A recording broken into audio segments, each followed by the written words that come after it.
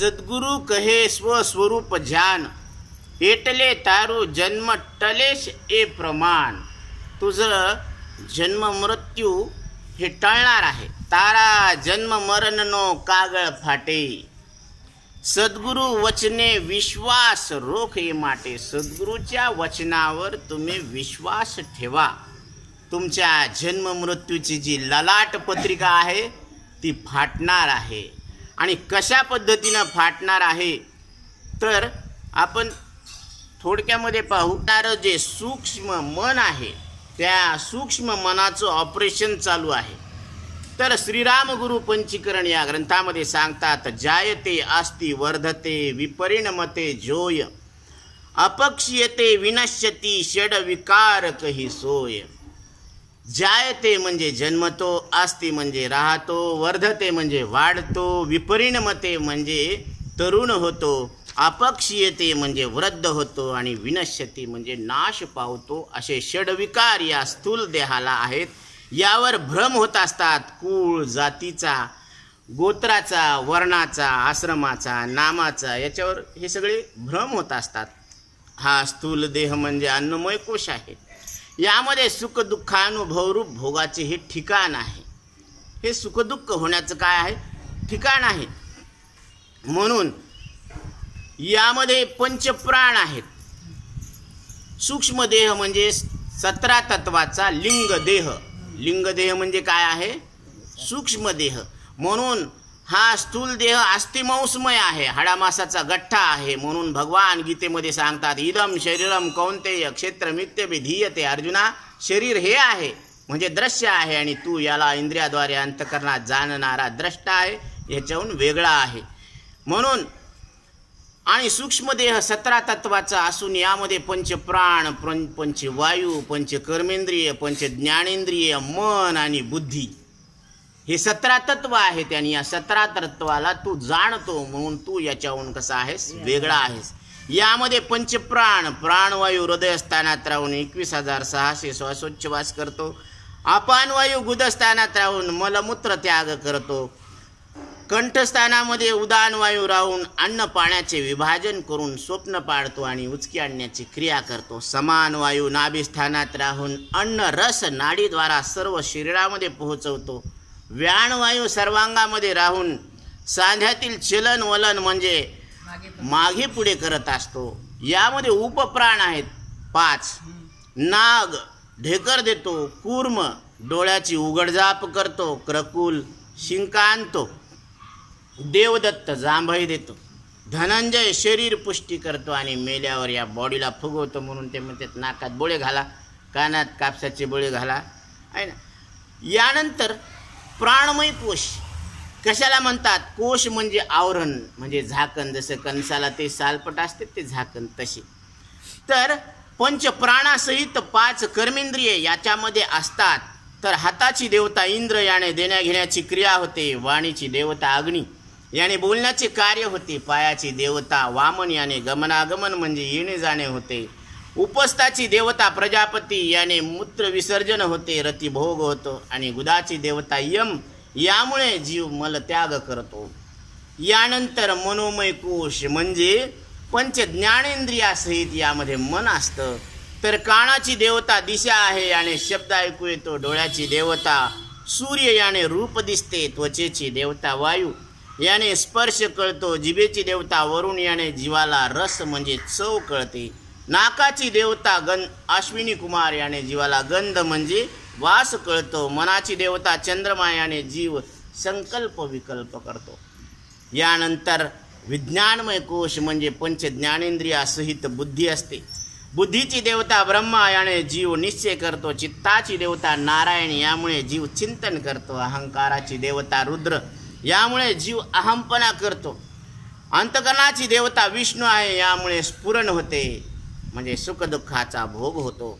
मनोबुद्धी अहंकार चित्तानि नाहम. आचार्य सांगतात बुद्धी आणि मन, चित्त, अहंकार, हन हे चतुर्विध चिन्ह अंतकरणाचे एकाच मैचे 4 लेकरं आहेत पण स्वभाव वेगळे. तसं हे एकाच अंतकरणाचे 4 परिणाम आहेत. म्हणून यामध्ये सप्त धातू आहे. रस रक्त मांस मेद म्हणजे फॅट म्हणजे चरबी, अस्थी, मज्जा म्हणजे बोन मॅरो आणि शुक्र म्हणजे रिप्रोडक्टिव्ह टिश्यू म्हणजे पेशा. एरवी कोश कीटकाची आपरी, जो आपण पया आपण वैरी, जो आत्मबुद्धी शरीरी चारुस्थळी. कारण आपण या स्थूल देहाशीच काय केलेलं आहे, तादात्म्य केलेलं आहे. म्हणून जीवाला जे सुखदुःख व्हायला लागले त्याला कारण काय आहे, तर सुखदुःखाला कारण शरीराधिष्ठान आहे. शरीराला कारण धर्माधर्म म्हणजे पाप पुण्य आहे.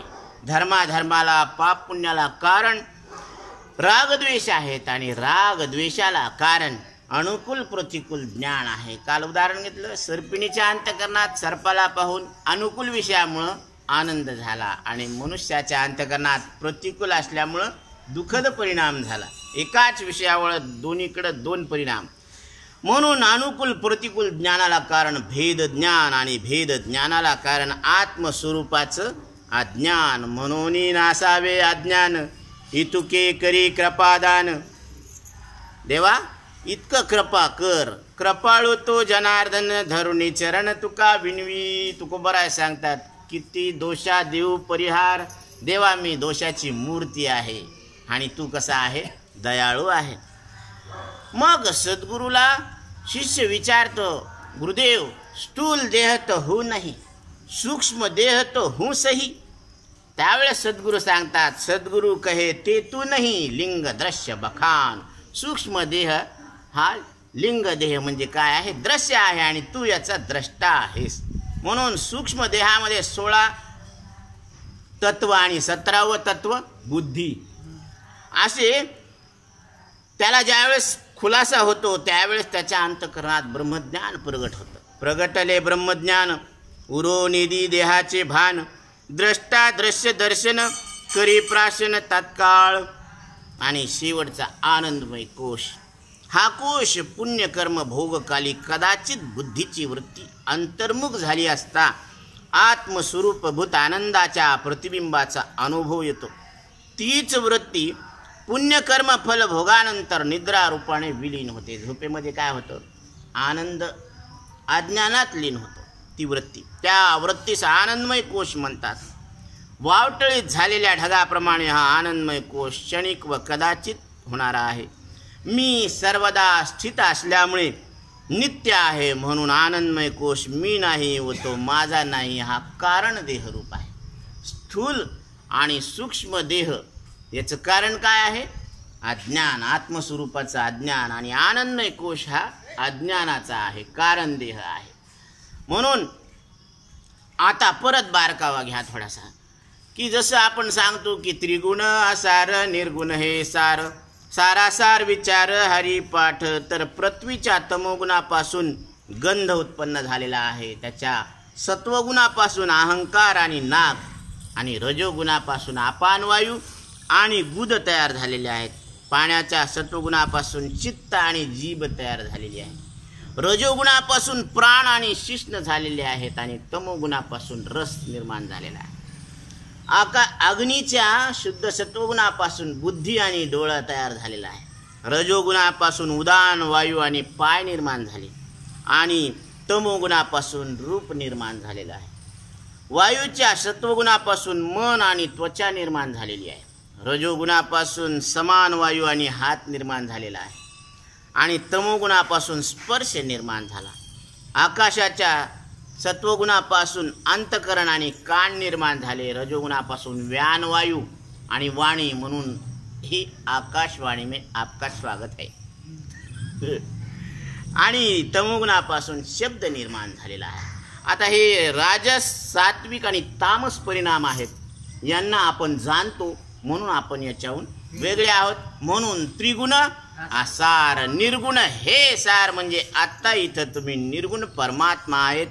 म्हणून जन्म मरण देहने कहे, क्षुधा पिपाशा प्राण, शोक मोह मननो धर्म पोते, ब्रह्म प्रमाण बाळ शिष्या. जन्मणं आणि मरण हा देहाचा धर्म आहे. भूक लागणं तहान लागणं हा प्राणाचा धर्म आहे. सुख आणि दुःख हा अंतकरणाचा धर्म आहे. आणि बाळ शिष्या तो आत्ता इथं ब्रह्मस्वरूप आहे, हे प्रमाण आहे, म्हणजे सिद्ध झालेलं आहे. म्हणून सिद्ध ते विचारी पा, जिणी तू सुखिया होसी. म्हणून लिंगदेह जोवरी नाही भंगला तोवरी मुक्ती कैची बापा. म्हणून आधी लिंगदेहाते नाशी मग उतरे ये कशी. तुका तुकी उतरला सहनकेचा कौल दिला. तुकोबराय सांगतात की सद्गुरूनं मला माझ्याकडून कौल दिला म्हणजे या कसाला मी उतरलो. कोणत्या कसाला? लिंगदेहाचा मी बाध केला सद्गुरूच्या संगतीत. आणि लिंगदेहाचा एकदाच बाध होत असतो. त्याची सरली एरधार झाला सफल व्यापार. अशा पद्धती